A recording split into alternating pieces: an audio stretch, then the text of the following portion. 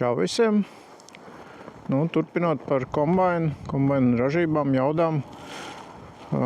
Prieks, ka atsaucās vairāk saimnieki, kas uzrakstīja, cik ir tā ražība 40-45 tonnas stundā, kas arī ļoti daudz. Bet jā, es arī tieši tāpat kūlu kādreiz pāris gadus atpakaļ. Un kamēr atklāju pāris lietas, ko izmainīja, lai varētu strādāt vēl ātrāk. Jau vairākus gadus es kuļu tā, kad ir iespējams arī kult 60 tonnas stundā un vairāk arī. Un zuduma pa aizmuguri nenāk ārā, tā vairs nav problēma. Tā kā varētu kult vēl vairāk, ja motori jauda atļaut, vai arī kaut ko vēl varbūt pamainīt, ko es domāju arī šuruden izdarīt. Vēl ir pāris idejas, kā varētu strādāt vēl ražīgāk. Un tos noteikti izmēģināšu. Un tad jau arī būs informācija, var vai nevar. Bet šobrīd ir tā, ka pieredze ir tāda, ka raženos laukos tur tas 65 tonnas stundā nekas īpašs priekš šitādu kombainu. Tā kā tā, ielikšu arī tagad uz ekrāna droši vien var redzēt tos pagājušā gada kombaina attēlus, kur kombains ir vācis datus par ātrumu un lauka ražību. Tur var redzēt par to, ka laukā ir 8,5 līdz 9 tonnas.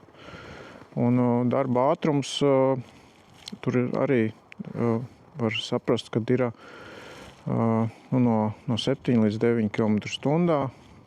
Bet tur jāņem vērā ir tas, kad es arī graudus izpildīju ārā no kombaina piekabē braucot. Un tajā laikā, kad pildīju ārā, kas būtībā sanāk, kad ir 6 reizes stundā, ja es pareizi rēķinu. Tad tajā laikā, kamēr pildīju ārā, es braucu lēnāk, es braucu uz kaut 6-7 km stundā maksimums, man liekas, drīzāk 6, cik es atceros. Tā kā, katrā ziņā es samazināju to ātrumu. Reāli bija tā, kad kūlu un ražība rādīja tur 9 tonnas stundā un diezgan vienmērīgs lauks. Un 8,5 līdz 9 visu laiku, tā kā nepārtraukti. Un braukšanas ātrums bija 8,5 km stundā. Un, tā kā, priekš manim tas ir ļoti ātri, ļoti raženi. Tā kā ir informācija, ar ko padalīties, ko es esmu izdarījis tam kombainam tādu, lai es tā varētu braukt un zudumu nebūtu, viss iet uz bunkuru. Tā kā esmu ierakstījis tādu video, ar ko es arī varu padalīties. Tā kā, ja interesē, ja jau jūs kuļat 60 tonnas stundā un vairāk, arī tas man interesē, ka varētu parunāt par jūsu pieredzi, manējo pieredzi. Varbūt vēl vairāk, ja jūs kuļ 80 tonnas stundā šitādu kombainu, tad es visticamāk arī būtu gatavs nopirkt no jums informāciju.